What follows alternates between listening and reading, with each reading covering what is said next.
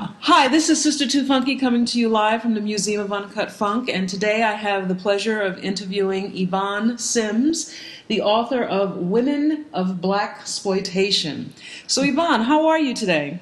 I'm doing well, thanks. How are you? I'm doing very well, thank you, and I again want to thank you for taking time out to do this interview. And I'm going to open up with my first question, which is, why did you write the book Women of Blaxploitation?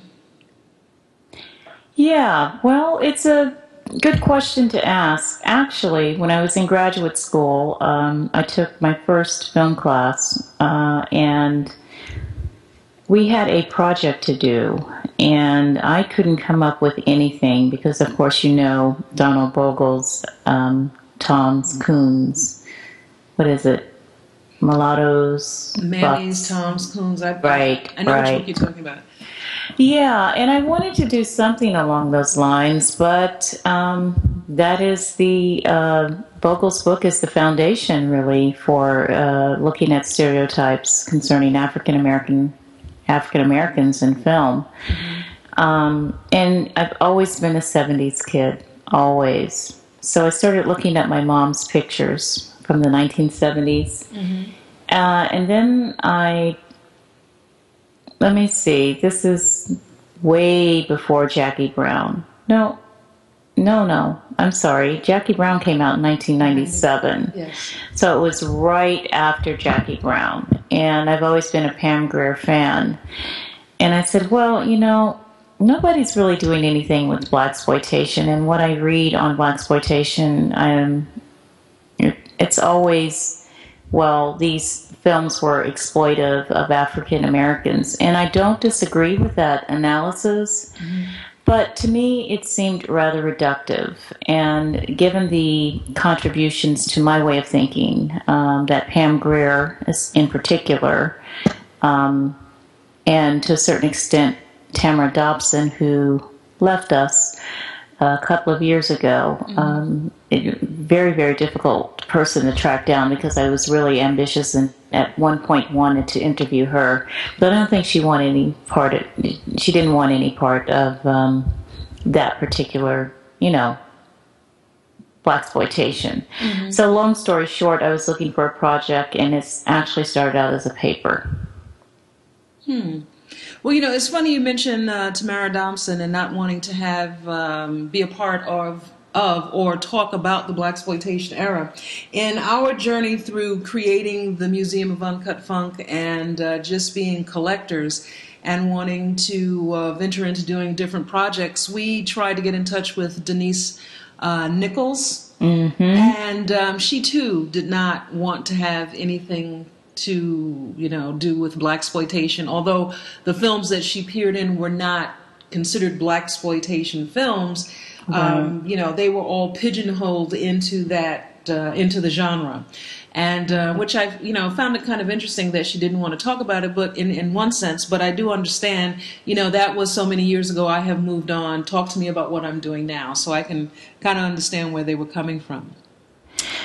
Yeah, I can understand that too. I don't know if you've had an opportunity to read Pam Grier's autobiography, which I enjoyed reading. I Well, would have liked to see her expound a little bit more. She just was so integral, whether she's happy with that or not. People know her as the queen of blaxploitation, and I can understand wanting to talk about the projects that you're doing now, but it's kind of like with me on a very, very small scale. Obviously, I'm not an actress, in the sense that this book came out 6 years ago, and yet when I meet people like you who are interested and want to talk about it, then I'm right there, even though I too professionally, in terms of the research that I do now, I'm moving further and further away from that. But I consider that to be my start and my roots. So I still love talking about it. So, but Well, what I find most interesting is that, we are also children of the 70s. And for me, I think the 70s was one of the greatest decades ever. And, we go from the 1960s right into the 1980s. And it's like, there are days when I feel like maybe the 70s was just too powerful, within the movement, Right. having the visions of, black folks Right. being so comfortable with being black. Right. Afros in your face, the music was in your face, the films were in your face, and people don't want to be reminded of that. And, I don't know, for whatever reason, I think it was probably one of the better times in our experience in this country, for when there was, this newfound freedom and this ability to be black and be cool. And so for the life of me, I don't understand why there are a number of us out there who want to just like keep blaxploitation or the 1970s itself, in the closet, so to speak. It's unfortunate because they're missing out. Well, yeah, I think that during my dissertation defense eons ago, one of the committee members summed it up best when he said to me, "So you're saying this was a misunderstood historical moment?" And I do, and I was saying that, and I stick by that today. The term itself, blaxploitation, we know where that term came from. But I guess part of being a writer and a researcher is I'm always tackling subjects and controversial material, basically. And I'm always looking for ways to say, yes, I don't disagree with what you're saying, because let's face it, a lot of those movies were and are trash. But they're no different from the movies that Burt Reynolds made, the Gator movies, and, all of these kind of low-budget movies that came out from a particular studio with that Samuel Arkoff, actually, American International Pictures. Right. So they're no different from that. And I do understand the concerns then and now where people said, okay, we achieved so much in the 1960s. Do we really want these kinds of images in the 70s? But at the same time, young people were longing for somebody who was different, frankly. They didn't want Sidney Poitier, and at least for African American women, non-existent. You had Hattie McDaniel and Lena Horne years prior to that, but even they were playing stereotype roles there. But I guess the people who were really involved in blaxploitation movies, from what I've read, there's this book called What It Is, What It Was. Yes. Yeah, a lot of them were truly hurt by these scathing critiques by their own. And I can understand that.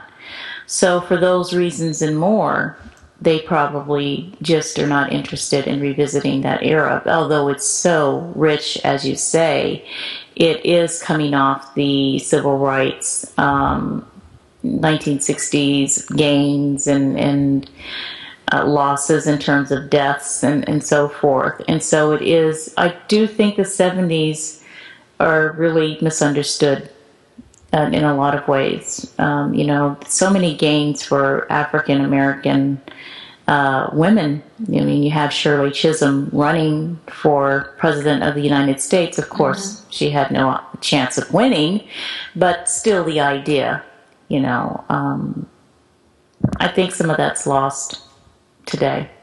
Yeah, it is. But, without going into a completely different direction, if you think about what's going on politically today and you look at the way one group of people are acting towards another group of people, and particularly our president, how much have we gained, or how far have we come from where we were if we're still exhibiting these, bad behaviors?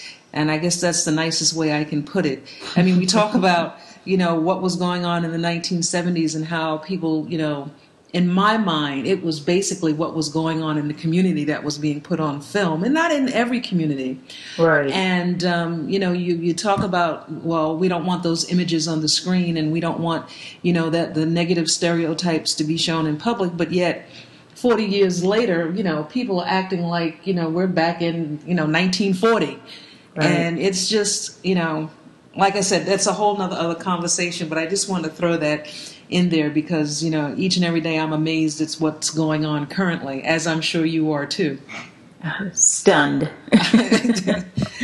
But, continuing on with our conversation about your book, talk to me about the 4 women that you wrote about in the book, and what made you pick these 4 women, given the breadth of, actors and actresses that were playing, acted in these films during that era.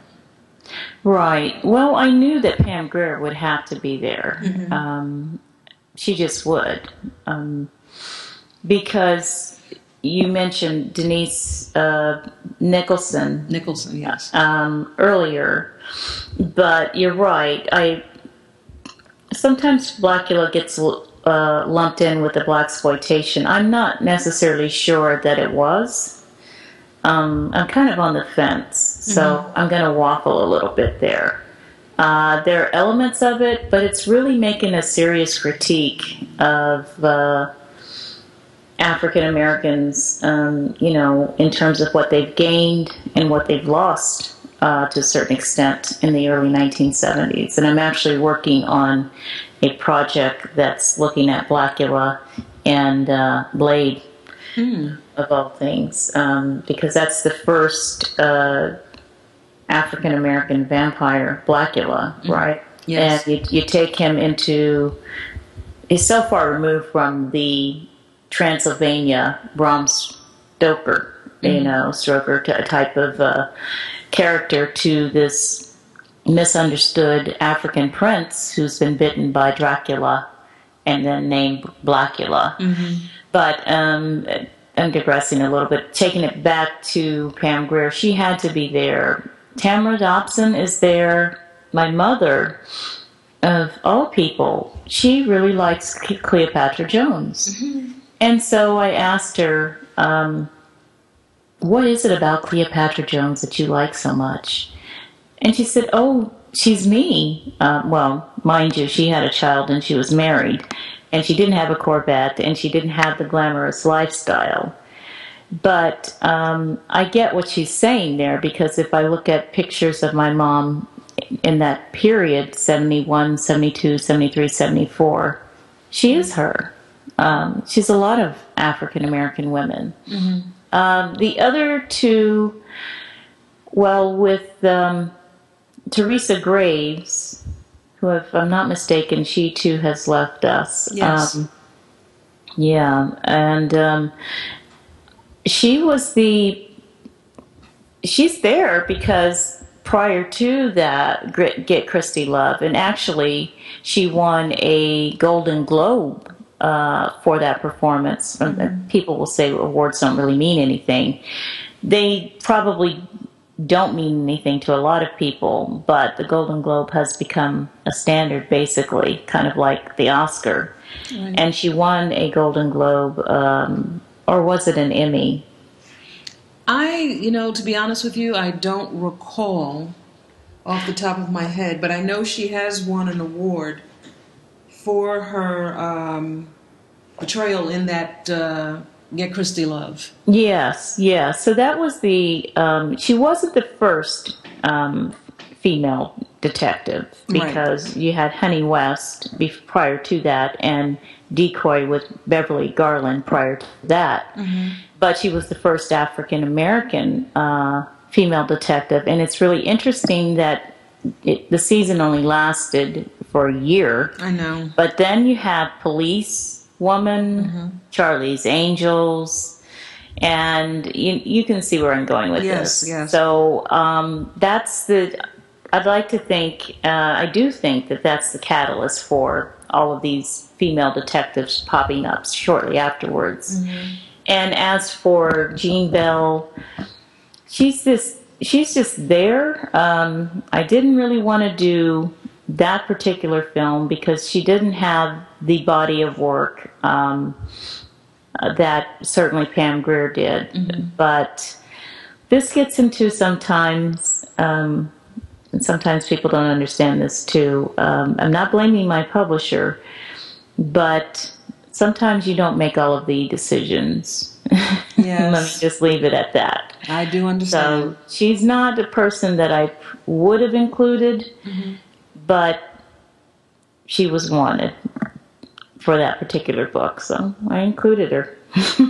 Well, I truly enjoyed reading about the four women, and I am going to touch base on how these women and the roles that they played in their films created an environment for Hollywood to create an opening for other actresses, white actresses in particular.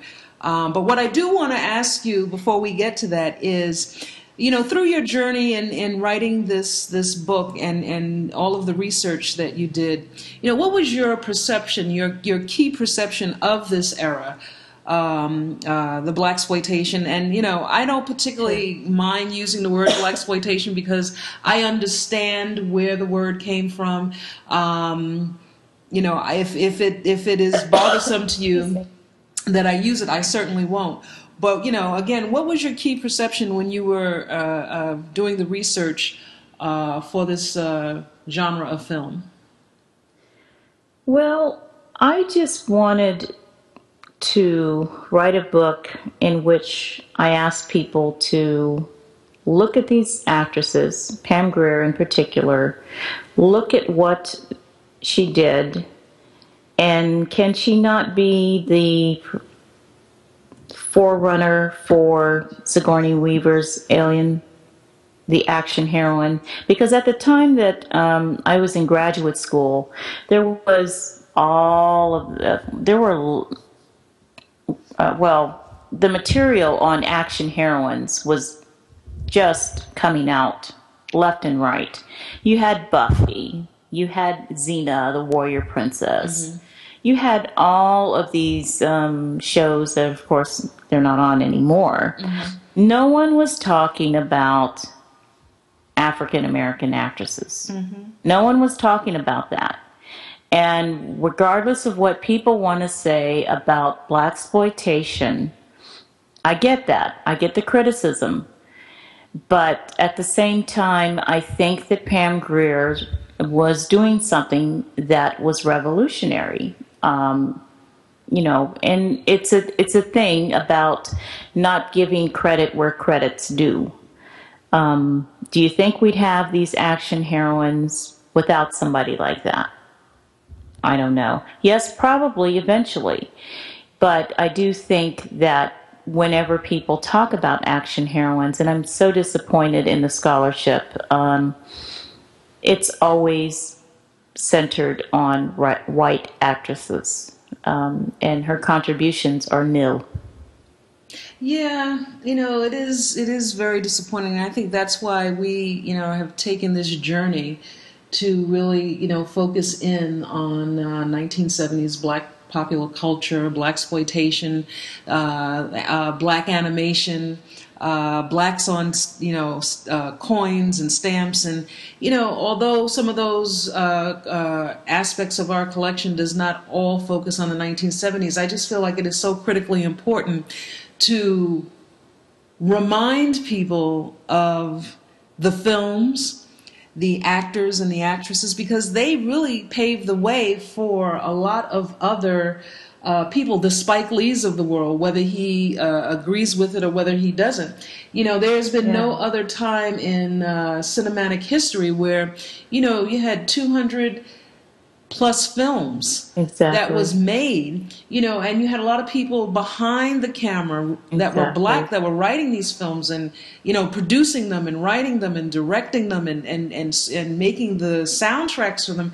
It's never really happened since then. I mean, it's happening now, but, to get a film made in Hollywood now is like pulling teeth, and it's especially by a person of color.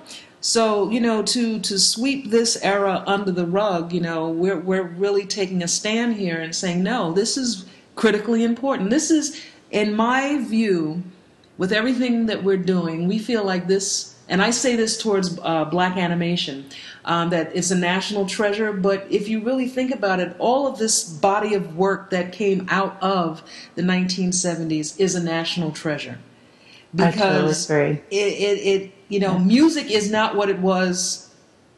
Music today is not what it was back in the 70s. First of all, nobody can read music, and I know I'm getting ready to go on a tangent here, but I say all of this to say that it was such, as you very well know, and we've already agreed on, such a critical time in American history and African American history and our whole experience in this country, and for people not to want to embrace it and talk about it and relish in the fact that it even existed, I just find it baffling. So I went on my little soapbox. Sorry, I digressed there for a moment. What I would like to know is, what was your favorite film and your favorite actress from this era? Well, it's kind of hard to think about the favorite film. Well, actually, the actress would. I'm sorry, I am very much a Pam Grier fan and will remain so. At one point, I even thought, oh, why don't I just send her this book when it first came out? But then I thought, nah, she doesn't want to be reminded of it, and she doesn't care.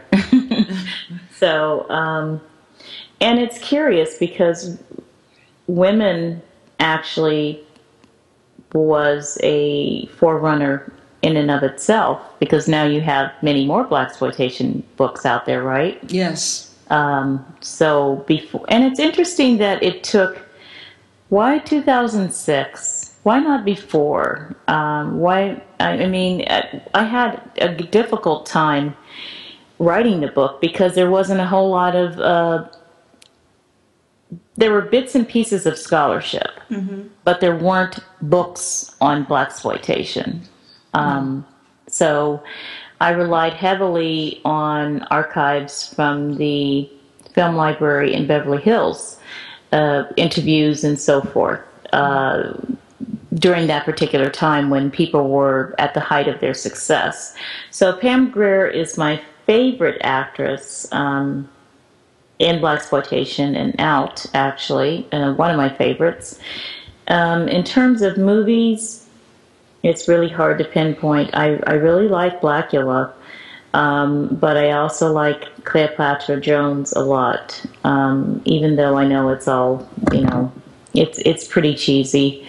We admit that. I admit that anyway. But nonetheless, I do think that they serve a purpose. See, here's the thing about me, and this is probably a good thing, and it can also be a bad thing. I tend to chart into territory that no one else necessarily wants to go in. And when I do that, it's difficult from a researcher perspective because finding the material is very, very difficult. I'm pointing to an article that's coming out very shortly on FloJo. That was a very tough article to write. But I tend to, or I chart into territory where people are, oh, it's bad, it's no good. But I wouldn't call it playing devil's advocate, but I like looking at something in its totality. So when I look at blaxploitation movies, I'm looking at the context. I'm looking at the position of African American women in society. What are the gains? Where are they at in 1972? What's going on? So I'm looking at all of that and trying to place African American actresses somewhere within all of that. Well, I have to agree with you. Pam Grier is my favorite actress from that era. And I am also, like your mom and yourself, a huge fan of Cleopatra Jones. And I just, for me, I look back on seeing the movie and, it was like, okay, here's this, black woman who has got this high-powered position working for the government. undercover. And, she didn't have to take off her clothes, number one, to get the job done. Right. And, she had all this sex appeal. She had, height. She wore fabulous clothing. And she could kick some behind. And it was like, this is just awesome. And, I think back on that movie and I get such enjoyment watching it, today as if it were, back in the 70s when it originally came out. And, although it is cheesy, it wasn't a poorly made movie. I agree. And, if I'm not mistaken, Max Julian directed, if I want to say, because it escapes me, but I know he was a part of the film, probably wrote it if I'm not mistaken. Right. And it was just such a well put together film. It was like, wow, so that's one of my favorite films. In as much, and I mentioned Max Julian, the Western he did, Thomasine and Bushrod, I thought that was one of the best Westerns. And I'm not a Western fan, but that was one of the best Westerns that came out of that era. So that, like you said, there were a lot of good films that came out of that era, but there were so many that were really should have never been produced. And I think that's what kind of got me into collecting the movie posters, because the artwork on the posters is fabulous. But I will admit, there are times I sit down and I try to watch some of the movies and I just can't sit through them, But it is what it is. Yeah, I think that when we talk about the large employment for African Americans, we need to consider that Hollywood is a union, obviously. So for African American camera men and women, getting those positions were very, very difficult. Okay, being a grip, that's handed down from generations to generations. So the movies we're looking at actors and actresses and directors and screenwriters, but the camera work, the grips, all of these things all of these positions that make a movie, you didn't have as many. Well, it was very, very difficult for African Americans, let's face it. But Blaxploitation opened that and allowed, camera men and women and grips and other positions, so people could hone their filmmaking skills. And there's something to be said about that, because I don't know what it looks like right now. It probably doesn't look very pretty in terms of, grips and so forth, because those are jobs, again, handed down from generation to generation. And unfortunately, Hollywood has been very successful in blocking us out. Yes, they have been. When you're an actor or an actress such as Denzel Washington, who, has stated on a few occasions, the difficulties that he has had trying to get films made. So it's just, I don't understand it to save my life. But then again, I'm not in the industry to be able to understand it. But what is your opinion of the films today? I find a lot of them to be, very Blaxploitation-esque, and a lot of them just as equally as bad, to the point that they're going straight to DVD or just going straight to the web, in hopes that 5 people will watch it. But, what is your opinion of today's films? Well, I think today's films are, I guess, the early 90s would have been the neo-exploitation, right? Yes. I don't know what today's films are, to be honest with you, because I don't see anything going on but buffoonery. And, okay, we can look at a movie like Superfly, for example, okay? Wonderful soundtrack by the late Curtis Mayfield. Absolutely wonderful. The storytelling. And we don't even have that with these movies. No. I mean, that is something that we can point to Blaxploitation. Not all of the movies, mind you, but some of them had a Curtis Mayfield soundtrack, and he's singing about exactly what's going on in his particular environment. He's not trying to speak for all African Americans, just what he grew up with.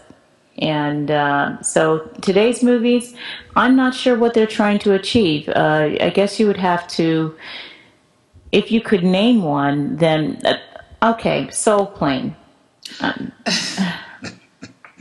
Well, I think that says it all. Or Pootie Tang. Well, I'm sorry, I shouldn't be laughing, but there you have it. Now, I will admit, I watched Pootie Tang, and I couldn't understand for the life of me what was the parallels there to blaxploitation. I think because I was just so disappointed that Chris Rock would do something like that. I was very disappointed. Soul Plane, there was just no need to watch it. After Dr. Dre and Snoop Dogg, just hurt my feelings with, what was it, The Wash, their spinoff of Car Wash. Yes. I just couldn't watch it. And now, but there again, with Car Wash, you had a beautiful soundtrack. Yes.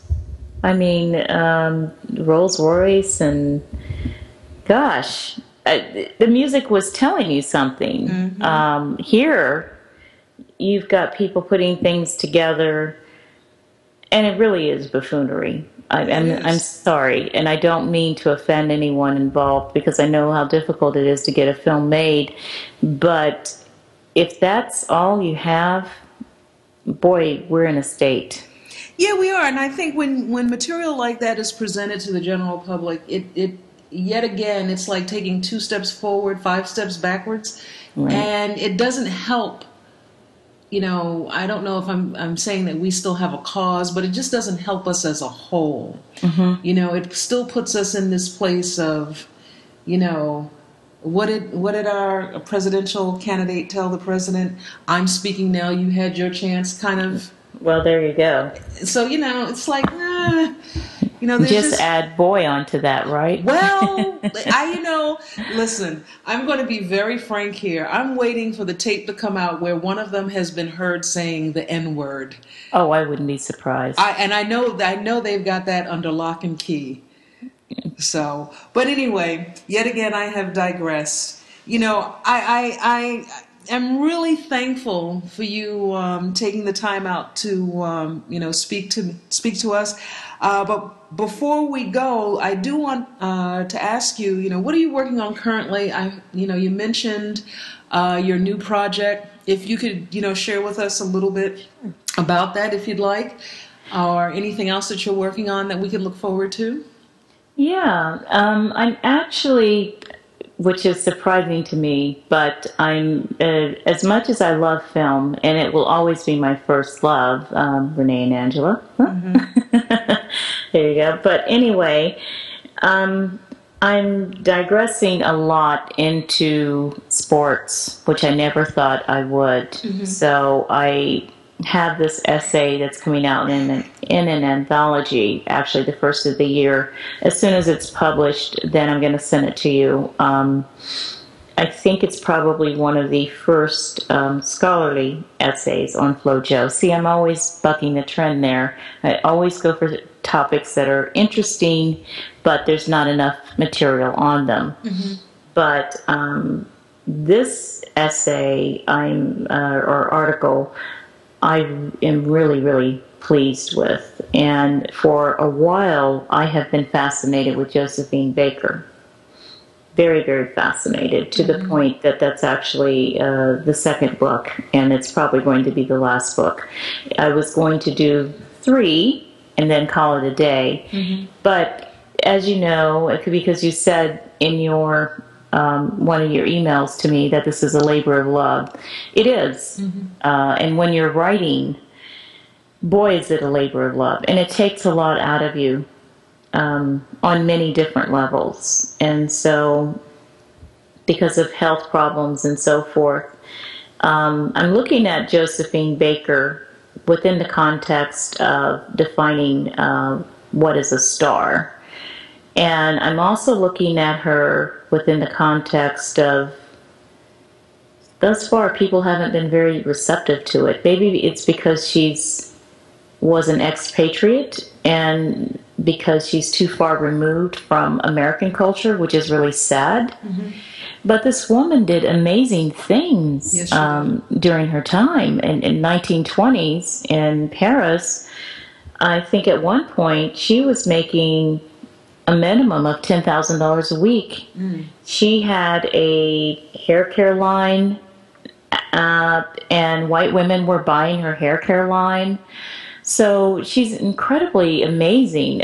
She is to Paris, and people didn't like this comparison. I remember when I sent this article out for review, they ripped that part to shreds. What Elvis is to Graceland. But see, I understand that. I understand that wholeheartedly, and I think the problem that we as black folks might have with Josephine Baker is that, like you said, she might be too far removed because she lived in Paris, decided to leave the United States, and I think if she was around today, she would be more receptive within the community. Right. Because we are not solely black people anymore. We are so diverse within our own community that she would be more receptive than she was when she was alive, because, we were still trying to figure out who we were. Right. And, the thought of, being black, leaving the country and doing outlandish things like she did was just, that wasn't the code of conduct of being black at the time. That's very true. So I think she would fare much better if she were around today. And, it's people like you who write these stories to remind us of, the people that have been a part of our history. And, although, as you said, it might be a stretch, or you might be doing something that's kind of out there that, may be a little hard, it needs to be done.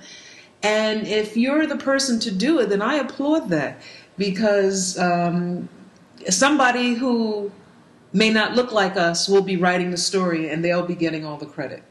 And that's usually how it goes. And that's really the thing. One of the reasons why I wrote Women of Blaxploitation is obviously I was interested in it enough to sacrifice 3 years in doing so. Mm-hmm. But I felt like another part of Blaxploitation had to be told. Now, where you go with that is where you go with that. But at least Women is out there. And if that makes people come back and look at these movies in another light, or, say, well, Sims got it all wrong and these are the reasons why, that's fine. People are talking. Mm-hmm. And that's important to me. Yes. As long as they're talking, that's a good thing. Absolutely. I agree with you wholeheartedly. Well, Yvonne, I must tell you and thank you again. It's been a pleasure having this conversation with you. Yeah. And I look so forward to seeing your new work and having more conversations with you. And I know we got off to a shaky start trying to understand the Skype thing. I think we kind of got it now. Yeah, I think we do. Again, thank you for taking time out to speak with us. Well, thank you. Thank you, Pam. It has been a minute for us, really. 6 years is a long time. Yes, it has been. Let's not make it 6 more. No, I've got a lot of things, and you have a lot of things, and let's keep in contact. Absolutely, absolutely. I give you my word that we will, and it will not be 6 years again. That is definitely for sure. Okay. Thank you, and you have a great weekend, and talk to you soon. Okay, take care. You too. Bye-bye. Bye-bye.